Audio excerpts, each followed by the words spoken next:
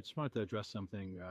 A lot of people had questions about my dad's passing, and they were just asking, how did Dr. Ingram die? And this is something that has been a little bit difficult to talk about. But I can tell you that there were a lot of rumors and outright lies, actually, that were kind of going around that Dr. Ingram died of a tooth infection, and that is not correct. Um, so, but we don't have all the answers. But I'll tell you kind of from our perspective, because I personally arranged the funeral for my father, and had reviewed his autopsy, and so, but like I mentioned before, there was some distance throughout our life between my father and his children. We had moments of interaction throughout our lives during our childhood where we would meet up, um, and but there was tension, and there was something really harmful that was splitting up the family, something really sinister um, that was done to split up the family and create a wedge between my father and his children. And this is something that we dealt with our entire life, and I learned about a little bit later in life, but I'm not really ready to talk about it in a lot of detail. Um, so, um, in any case, so my father, he was really unwell for the last year and a half or so of his life, and I actually was not aware of it for a good portion of it. Um, but my aunt had visited him and had informed me of his condition, which he was very weak and he had lost a lot of weight. And he was struggling to kind of get around. She had gone and tried to intervene and try to help him as much as she could. Uh, she told me that I needed to reach out to him and go and see him because of his condition. He was in such a severe condition, and that was the first I had heard about it. And so that actually prompted me to I spoke to somebody um, about it. There's that I trusted, and he also advised me to. It was during COVID time to make every effort to get over there and see him. And so I, I knew that that was the right thing to do. That it was important for my to see my father, to do everything I could do to intervene to try to help him as much as possible, to try to get him to safety, and and that despite some of the challenges that I knew I was going to encounter.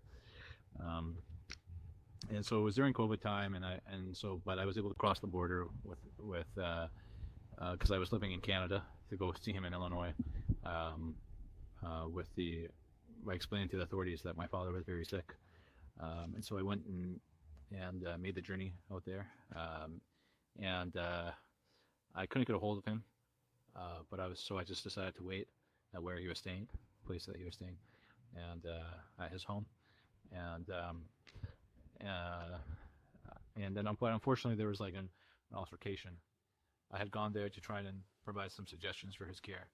I had a plan in mind, but there was unfortunately there was just rejection, outright rejection of that, and and I knew it wasn't really coming from him, and so but in any case, so it was very hard on me, but it was also just difficult to know that there was really um, there's nothing I could really do about his situation.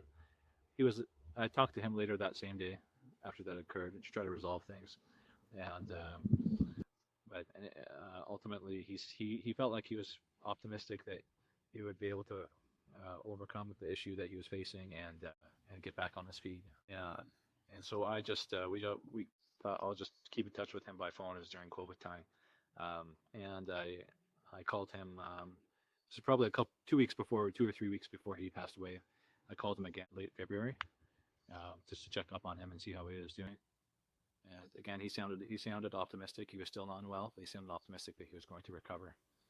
Then we got the news a couple weeks later that he had passed away. Um, God bless his soul. And there was a shock, really, because we're like, we were wondering how that could have happened, really. And kind of the news came to us in a kind of an indirect way through one of his therapists, who had informed my aunt, who had informed me, and I was the next of kin. So I'd immediately arranged for his burial in his hometown of Cedar Rapids with his family, for him to have a proper burial. Then we realized that we didn't know the specifics of it, but he had an autopsy done, and the cause of death was drowning. Okay, so he had drowned in the bathtub. And again, like, we still have a lot of unanswered questions about that.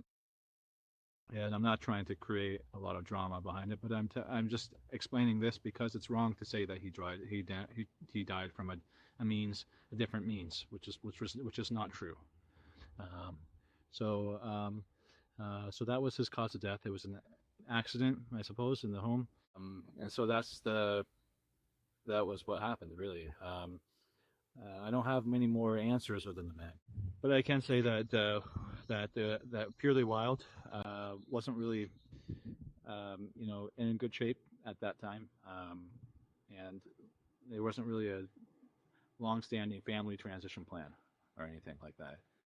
None of us were really ready to take on Purely Wild, but we saw the importance of it, so we did our best, and everybody was pitching in at first, but it didn't really have consistent leadership or a face of the company like my dad was a face of the company, nor did he have somebody of his knowledge behind it. Over time, I think we realized the importance of the work. We started to hear from our customers how his work has helped them improve the quality of their life, and that's really important. That's really important to me. So now things have really changed. I know it's been 4 years since he has passed. Um, there's been a lot of ups and downs with the company, but we're in a new phase right now. We're in a phase of figuring out how best to present his knowledge to you all, and how best to get it to people who have the ability to act on it, um, in the capacity of a practitioner. So that, how can you really, because he was so unique in terms of the depth of his knowledge, and he left so much of his work behind in these books and his videos. We're finding ways to make sure that we make that accessible to the people that could use that to improve the quality of life of people. That's one of the big things of Purely Wild. Yes, we sell supplements and we sell his formulations, and that's a big part of it, and our customers are benefiting a lot from it. But really, the knowledge, we want his knowledge to get out there to the people that know how to use it, really, to the professionals that know how to use it. And so there will be more to come on that. And this is really just, even though there are many people out there that wanted this to be the end of Purely Wild, my message to them is it's really just the beginning. You're going to see what Purely Wild is going to become by the permission of God.